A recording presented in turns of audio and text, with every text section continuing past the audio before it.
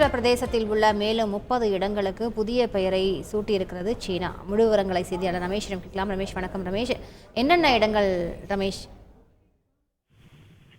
வணக்கம். இந்திய வடகிழக்கு மாநிலங்களில் ஒன்றான அருணாச்சலில் உள்ள சுமார் 30 இடங்களுக்கு சீனா புதிய பெயரை சூட்டியிருக்கின்றது.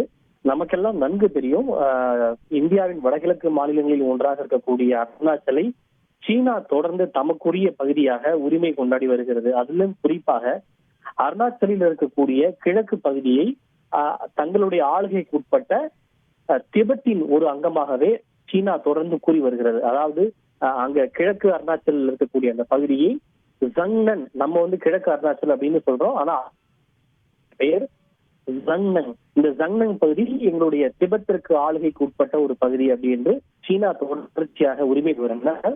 அப்படி உரிமை கொண்டாடி வரக்கூடிய சீனா அங்கு அருணாச்சலில் இருக்கக்கூடிய சுமார் 30 இடங்களுக்கு தங்களுடைய மொழியில் தங்களுடைய திபெத்திய ஸ்கிரிப்டுகளில் புதிய பெயரை சூட்டி இருக்கின்றது.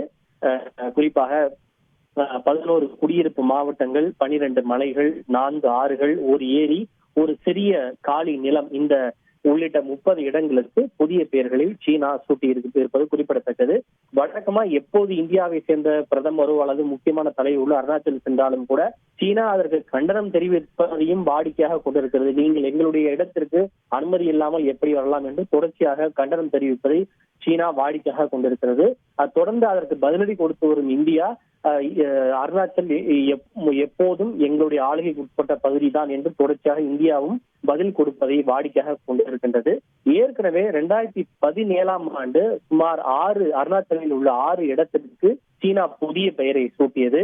அதனைத் தொடர்ந்து 2021ஆம் ஆண்டு சுமார் 15 இடங்களுக்கு புதிய பெயரை சூட்டியது. அதனை தொடர்ந்து கடந்த ஆண்டு அருணாச்சலில் உள்ள 11 இடங்களுக்கு சீனா புதிய பெயரை சூட்டியது.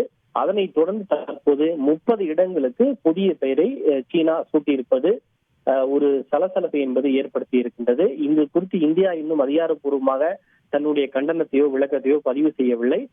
சீனாவினுடைய சிவிக் தான் நடவடிக்கையை மேற்கொண்டிருக்கின்றது. அதாவது நம்மளுடைய ஆளுகைக்கு உட்பட்ட பகுதியில் இருக்கக்கூடிய ஒரு பகுதிக்கு அந்நிய நாட்டு மொழியில் பெயர் இருந்தால் அது நம்முடைய இறையாண்மை கோரிக்கையை பாதிக்கும் என்று காரணம் சொல்லி இந்த நடவடிக்கை என்பது மேற்கொள்ளப்பட்டிருக்கிறது.